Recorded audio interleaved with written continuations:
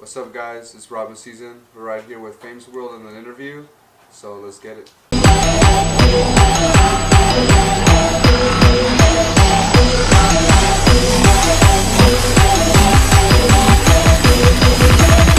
have a bump of gold.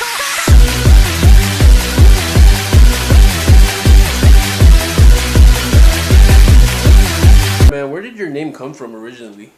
Man, honestly, it was Robin's my middle name, and Season was just something that I wanted to be, something classy, something different. A lot of people, they go with names, that are very, unique and stuff. And I just thought, a lot of my idols back then were like Frank Sinatra, Dean Martin, all these people, and I wanted something classy and original, So I think that's the one thing it came out to is Robin Season. It's just it's a stage name. So where inspired you to become a DJ and producer?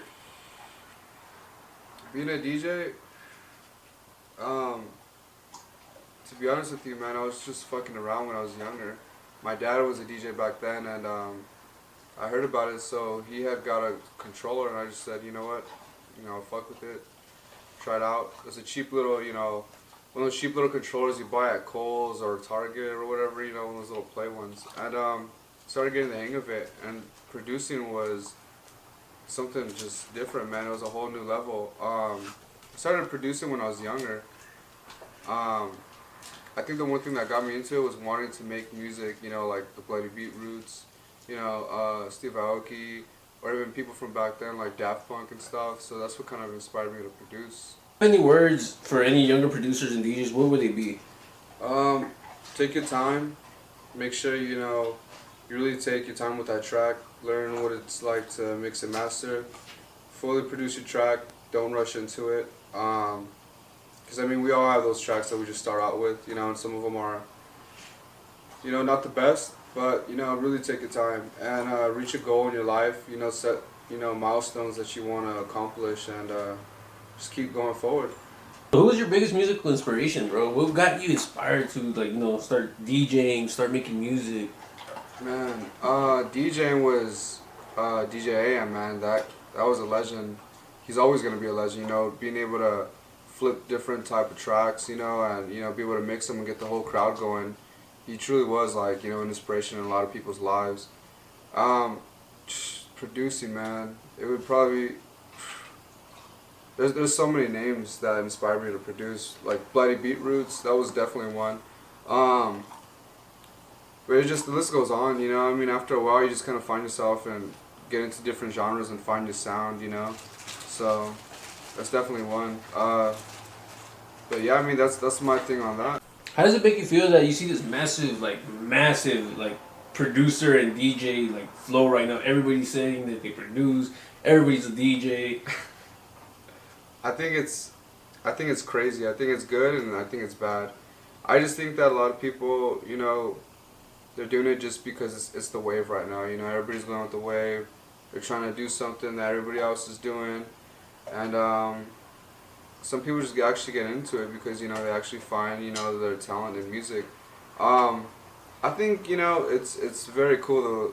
It's crazy because people take it as competition. When I think we're all supposed to look out for each other. All right, so this is a big question. The EDM scene has a lot of some similar sounds now. Not a lot of uniqueness, not a lot of different styles. Do you feel how do you feel about that? How do you feel about the whole everybody's following trends now, not really doing anything different? Man, you know what? It's crazy, man. It's kind of sad, dude. I just wish that people would find, something different, something unique, come up with something original, Now it's just, everybody's just trying to Diplo's doing this, or, Jaws is doing this, Skrillex is doing that, so let me see if I can hop on that same wave and try to make something similar to that. Nowadays people are sampling the same sounds, and there's nothing wrong with it. Just, I think when you sample something, you just got to make it different, make it unique, not, the way the original song was. And I think that's what a lot of producers, are just not really getting the point of sampling. Yeah. But, last summer, you just dropped that not too long ago, I'm guessing, right? Yeah. who's the female actress behind the voice of that, and how'd you meet her? I mean, I seen right now she has like a huge following, you know, and you're a local producer still. Not saying that, you know, not in a bad way, but it's like she has a huge following, man. Yeah. No, yeah, actually, it's crazy. We met at, what was it, the bakery sale for my boy RTB. Shout out to RTB. He got me booked to DJ his, you know, event. Came out crazy, and she was performing. And I thought, man, you know, like, this chick, she's dope. She's tight as fuck, you know. She definitely has a voice. And for a while, I had that track produced. The whole track was already done. I just needed, you know, some type of vocals. And, it was kind of hard, you know, but when I had met her, it was just like, man, it was something else. My bad, man. My dog's over there trying to say what's up to you. But yeah, like, she definitely fit the track, man. Her voice complemented the beat so much. When we had met, we just started, you know, it was like magic, you know. It was a good vibe. I had asked her, you know, after a while, like, hey, you know, let's, you know, work on something. You know, I got this beat, you know, come to the studio. And we ended up being in the studio. It was tight as fuck. That was probably one of my favorite studio sessions, actually. We were just, you know, pretty lit, you know, making music. You know, I had my videographer, she had her photographer, and it was just magic, man. She definitely, you know, complimented that track. So shout out to Victoria and shout out to RTB. Those are my people, man.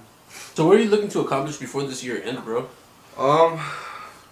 Be able to throw a massive event, man. A massive party to get, you know, a bunch of people under that, you know, roof, and be able to, you know, say that, you know, we did something big that night. Be able to throw a dope set with unreleased music, and be able to know that people were at that time they were there, and they were able to say, you know, that night was just something else, you know. Be able to make a mark, definitely, for sure. You know, put my foot in the ground and, you know, leave a flag there to let people know who I am, what I'm doing, and be able to put out more music, you know, for the future. So that's a for sure. Yeah, well, talk about the future. You know, what is your goal for 2019? You know, like, or do you have things already set that you're already working on it now? Yeah, actually, I do. I got some huge collabs right now, man. For 2019, some tracks right now aren't even gonna be released. I will be playing them on my show, but I'm not gonna be releasing them. Okay. And then events, I got some events planned out, some bookings. But as far as that, you know, we got some Mad Platter events that we're gonna be doing for 2019 as well. So very, you know, looking forward to that. So yesterday we talked about you have next week, right? You were telling me that you had an event that you were gonna go to go DJ, I think it was. Yeah, we have you know, my label, my group, Mad Platter. We've been throwing events lately, and I just feel like, you know, every DJ's been wanting to play on a big stage, you know, like EDC, Escape, Nocturnal, but it's kind of hard for them to be able to get that. So, you know, Mad Platter's giving them that advantage to be able to put out a stage, get a big fan base, you know, get the crowd going, and get the DJs to play. We got an event on November 17th that's going to be really crazy.